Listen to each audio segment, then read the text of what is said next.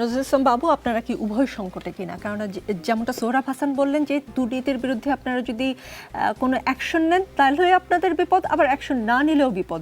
একদিকে জনগণের কাছে জবাবদিহিতা, আবার আপনাদেরকে যারা ক্ষমতায় রেখেছেন বলে সোহরাব হাসান দাবি করছেন তাদের দিক থেকে বিপদ। উভয় সংকটে কিনা আওয়ামী লীগ? না, কোনো সংকটে আওয়ামী লীগ নয়। দেখেন, আওয়ামী লীগের মুখপাত্র, আওয়ামী লীগের রাজনীতি, এটার মেরুকরণ রয়েছে, এটার ইতিহাস রয়েছে, এটার বাস্তবতা রয়েছে। এদেশের মানুষ আওয়ামী লীগকে চিনেন এবং জানেন।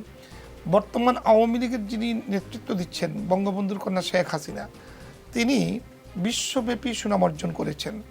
উনি জুডিশিয়াল ম্যাটারগুলিকে আপনি দেখেছেন কখনো কিন্তু নিউজে বিউজে আনেন না। যেগুলি জুডিশিয়াল ম্যাটার সেগুলি কিন্তু এগিয়ে যাচ্ছে। যতগুলি মামলা দুদক করেছেন সবগুলি মামলা কিন্তু চলছে, একের পর এক কোর্ট পরিবর্তন হচ্ছে। এটা কিন্তু সময়ের ব্যাপার, সময় লাগে। পৃথিবীর সব ক্ষেত্রেই বিচার ব্যবস্থাপনায় সময়ের দরকার হয়। সেই কারণে হয়তো আমরা শাস্তিটা চোখের সামনে দেখছি না, কিন্তু যারা দুর্নীতিবাজ, যাদের বিরুদ্ধে মামলা হয়েছে, তারা কিন্তু কোর্ট কাছারি মোকাবেলা করছে। হ্যাঁ, এটা সত্য। অনেকে নানা আইনের ফাঁকফো করে চেষ্টা করেন মামলাকে ডেকে রাখতে। এটা আমার মাইক্রোফোন ওপেন থাকুক।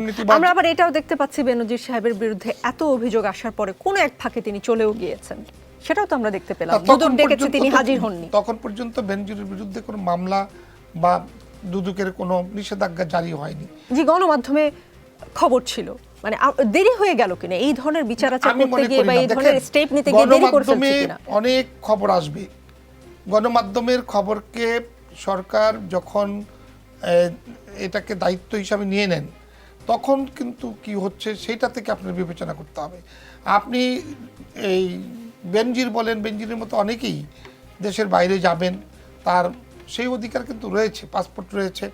বিচার কার্য যখন শুরু হয়, কোর্ট যখন ডিসিশন দেয়, তখন সে হয়তো দেশের বাইরে যেতে পারে না। সরকার আপনাকে শুধু শুধু আটকে রাখতে পারে না। আর সরকারের সেই ক্ষমতা রয়েছে যে সরকার যথাযথ পন্থায় তাকে বিচারের কাঠগড়ায় দাঁড়া করানো, সেই ব্যবস্থা কিন্তু এগিয়ে যাচ্ছে।